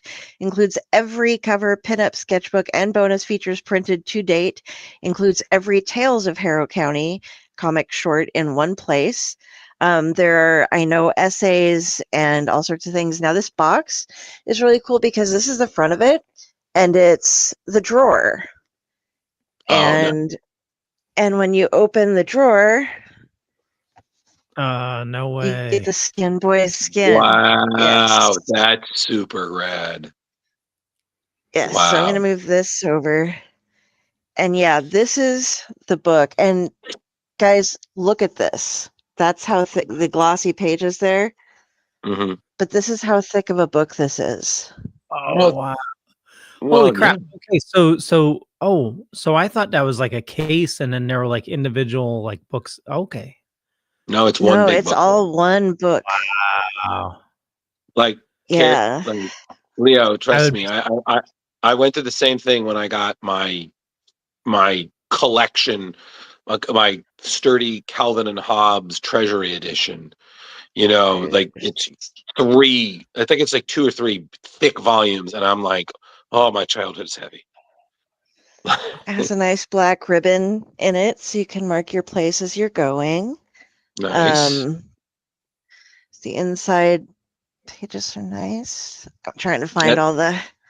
That looks like the kind of thing that you would definitely get. Looks like kind of space that you'd get definitely a commission from Tyler Crook for, huh? Yeah. But I'm trying to get, they have all the different family members and stuff in the back. There's the sketchbooks for all of the different art. I know this isn't showing up very well, but all the different essays, all the library edition stuff. I have maps in here.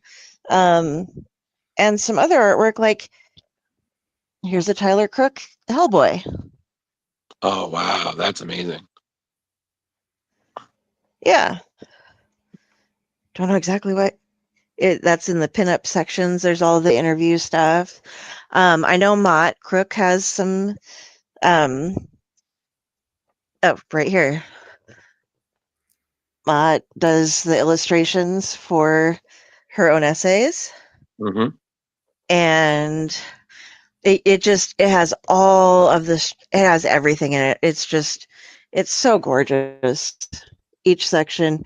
But there's, over 1,000 pages of Harrow County, and I can't wait to club somebody to death with this book. It's going to be my new favorite weapon. But I'm going to be sitting down and just reading this like Matt. But it is so heavy, guys. I was not expecting a book to be this. I mean, and I have books, but I was not expecting the weight and the heft of this. And the pages are so nice and glossy. But yeah, so that's Carrie's special present to herself this year. But as I said, it just released on the 27th of November. So you can go out and get it now. And so I was saying it happens to be on sale for 30% off over at organic priced comics or organic priced books. Cool. So that's the best deal I could find. So sending some stuff your way, guys, and I can't quite get that to go back in. There we go. I don't want to damage the sheet. So on top of that, do we want to do variant watch real quick so I can get my next part set up? Sure. Yeah, Okay. we can do that. Cool. I can do that. Awesome.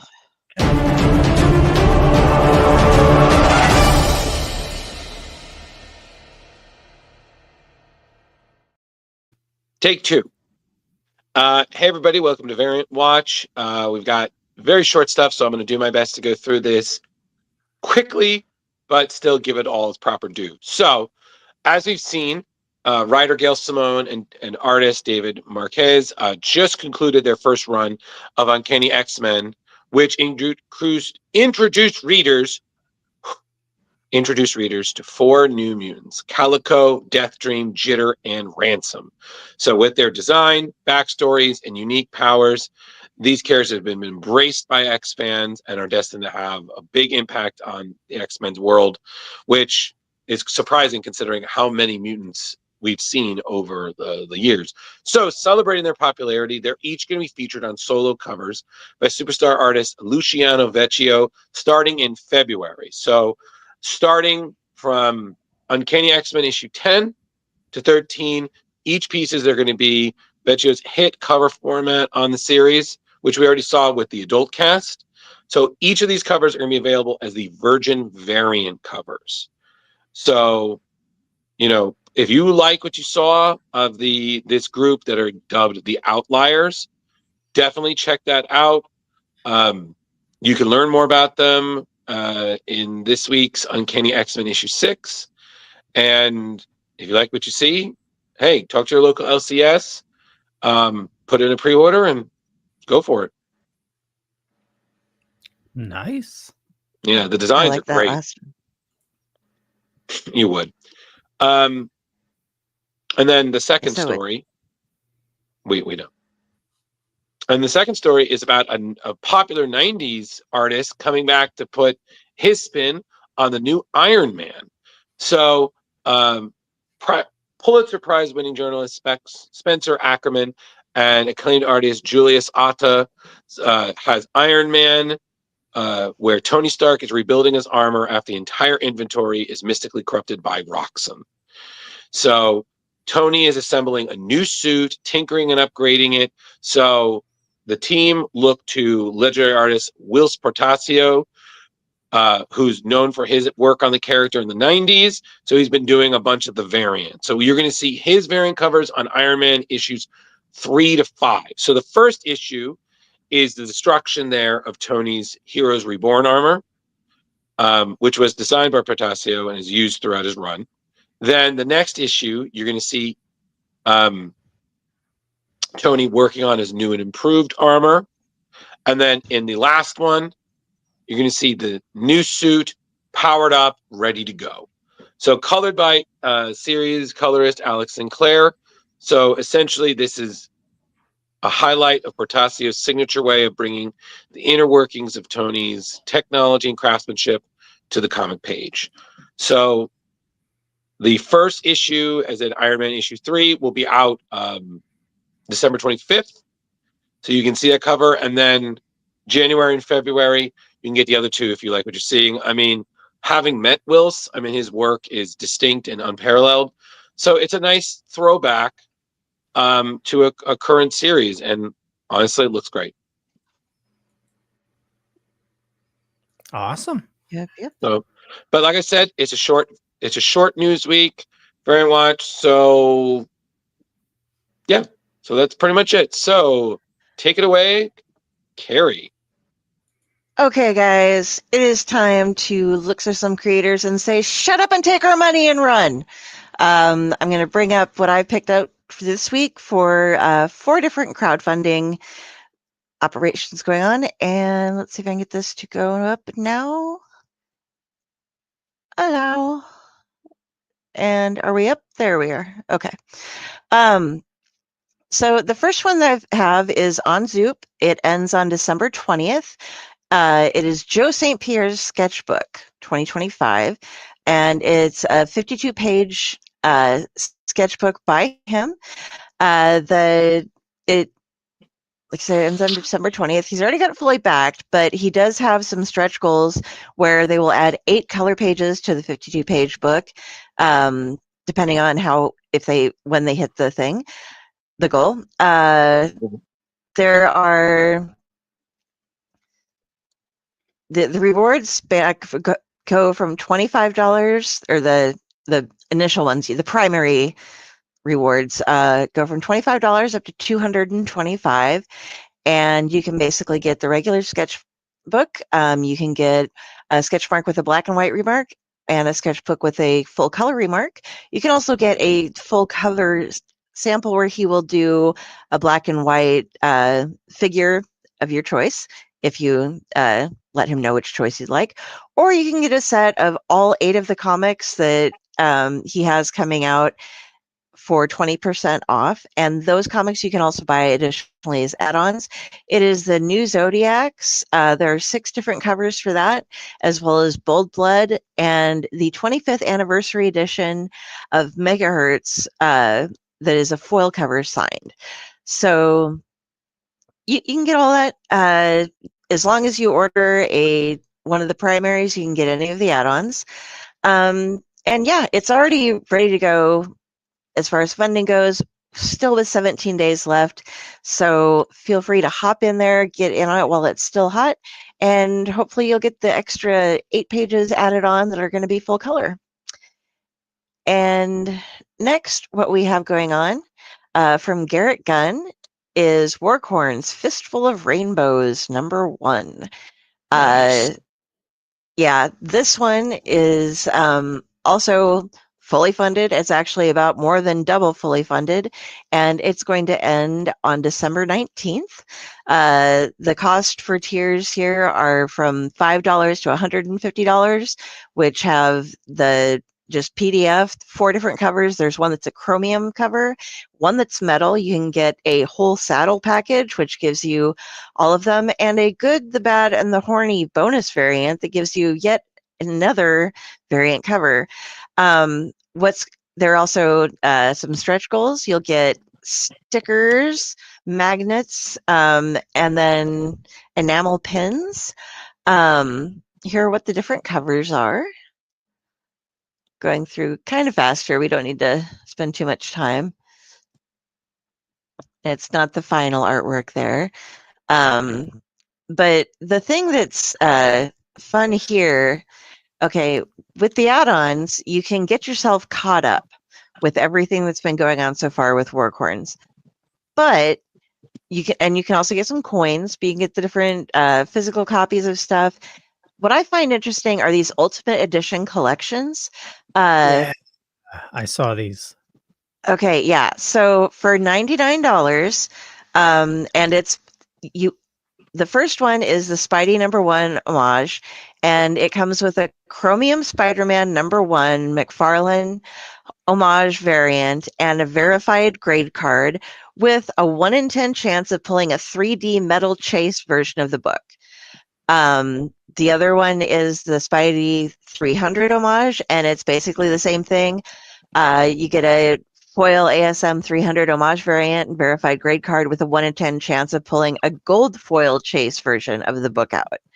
So you just get all sorts of things going on here. And I mean, it's already fully backed, once again, like I said, and it will be, you have up until December 19th at just after noon PM Central Time to hop on. But a lot of fun stuff, and it's cheap to get caught up if you want to. Digital catch-up bundle, $20, you know? So does the catch-up bundle, that also includes the new book as well? I think those are the old ones. So that's because it's an add-on. So you're gonna you can buy the new book. I mean, if you wanted to get the whole thing, you get the like $25 for everything. Yeah. Mm-hmm. If you just want to get the digitals, you have $25 for everything, or you can just go crazy and get all the covers and the coins and the chance at Spidey special stuff. Are you excited about the Spidey stuff, eh? Oh yeah, I saw it on their Facebook page, and yeah, it looks awesome. Yeah, I'm not going to say anything. Okay. The next one, this is a little different. This is Bomb Shelley and the Atomic, and it is by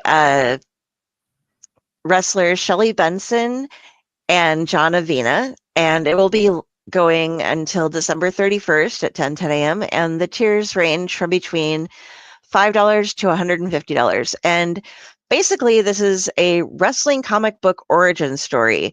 John Avina describes it as a fun sci-fi adventure that's like the Jetsons meets Harley Quinn. Award-winning wrestler Shelley Benson teams up with decorated comic creator John Avina to bring you Bomb Shelley and the Atomic, a full-color action comic about a wrestler trying to save her rescue shelter and a witch bent on Shelley's destruction.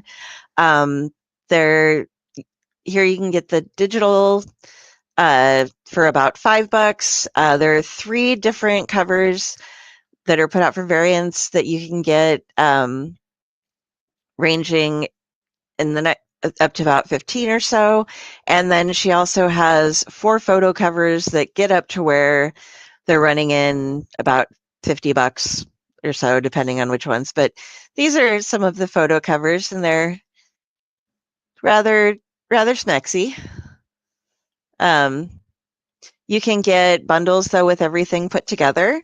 So you get all of the different covers. And there's also a $150 reward that gives you one of the covers, as well as a one-on-one 30-minute interview with them, asking about making comics, wrestling, art, and staying positive in the arts. They will review one submission and give you feedback on your project. So if you want to go ahead and hop in, get your hands on some of this, you have until, what did I say again? Until December 31st. Okay, and now the last one, I just watched this to the kickoff, the launch party today. Thundercats 40th Anniversary Classic Years Omnibus, which is already more than doubled in a couple of hours. Yeah. The backer train has not stopped since the launch. There are 311 people that have got it going, and this is insane. I'm going to go through and show you some of these. You can get it as the 2 trade paperbacks or the different hardcovers, but there's pardon me, I'm getting a cough. They have the updated covers, and why can I not remember? I didn't write down the one guy's name. Who the guy who drew it, you know. But anyway, I'm going to go to the pledge levels. Well, yes, Larry Kenny, but I was Shalvey. Okay, Declan Shalvey was who I was trying to remember. So you can get all the different signed. It's $100 for the regular ones, and you get them autographed. Go over and get the Larry Kenny Thundercats Classic Years Oversized Complete Omnibus Hardcover Classic Cover for $350. And if you get in the first 72 hours, you get $50 off of that. There are already 11 backers for that. You can get all of these little individual smaller books. You can get them regular, you can get them virgin, you can get them signed.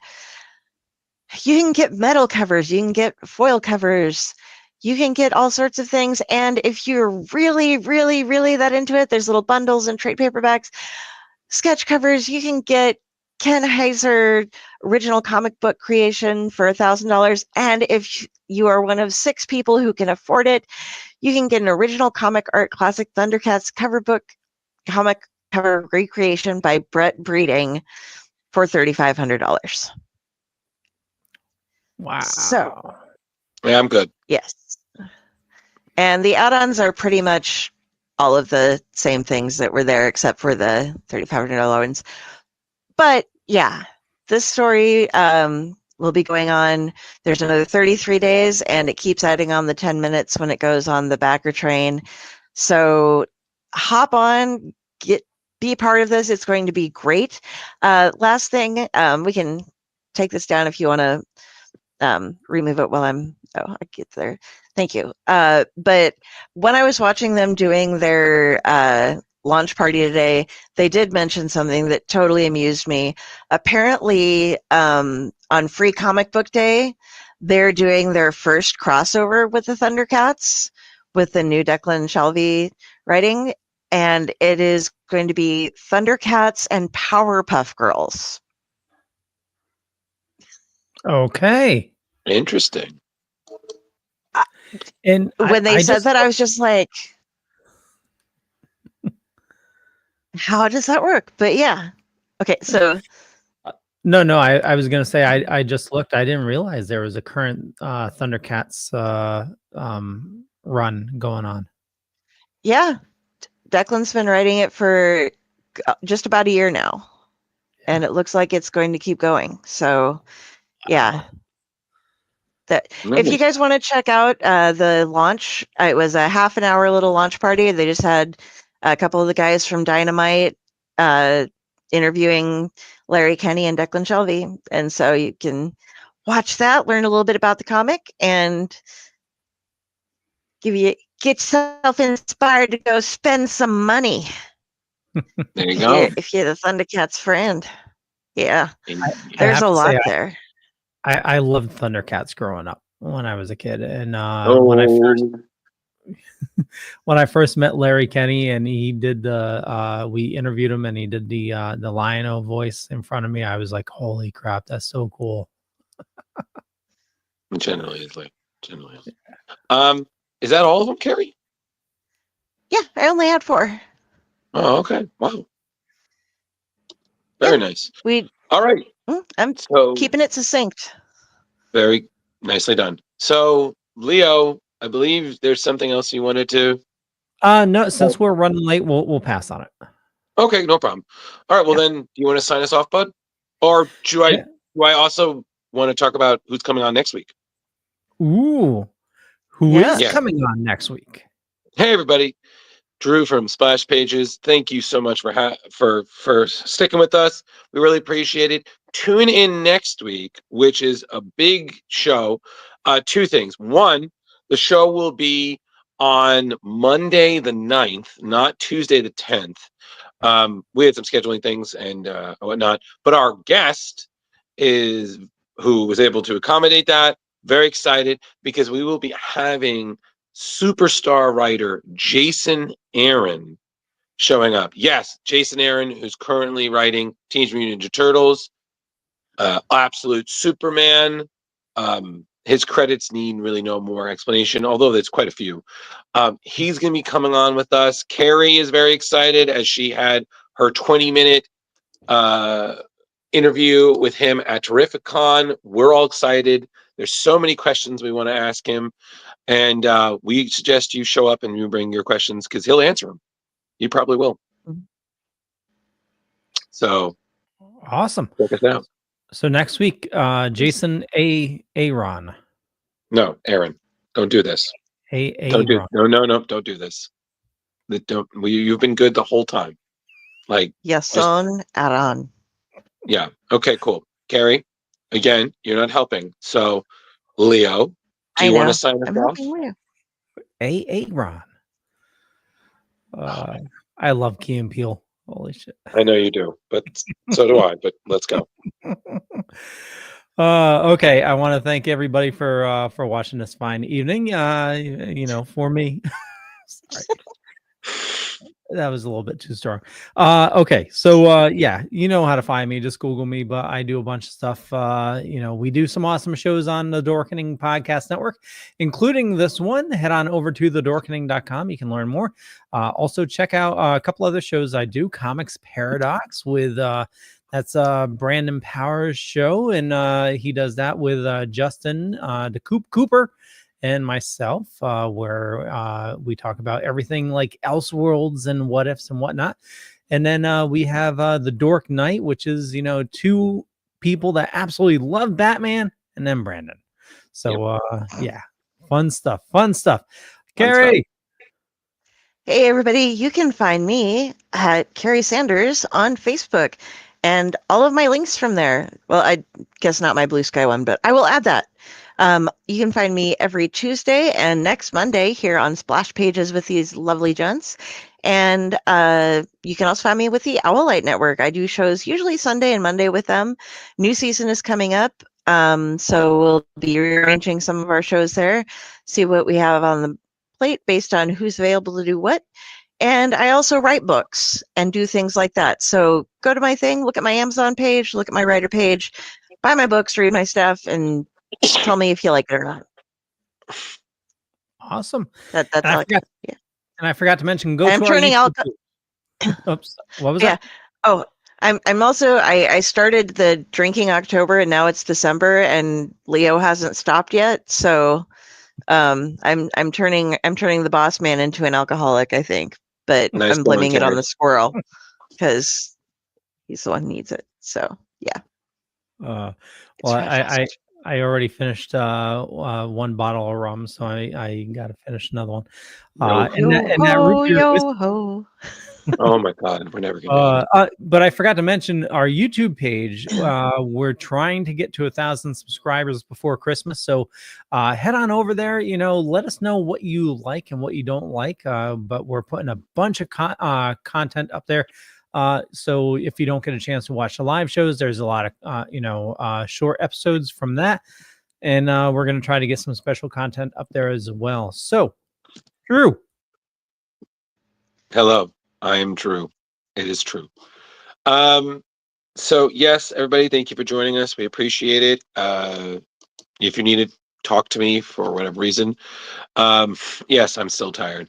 I'm Drew Malo on Facebook, Ghost Fisherman 1984 on Instagram. You can look me up. I'm also on Blue Sky, and I'm here every week for better or for worse. Love these lovable buffoons, and I'm not going to lie to you, everybody. We've been really working hard on having some great things planned for next year. So don't get me wrong. We have for the rest of this year, great. But we have some great stuff we're working on for next year. So definitely subscribe to our page and stay tuned because some great stuff coming. Woohoo. Mm-hmm. With that, we'll catch you later. Bye.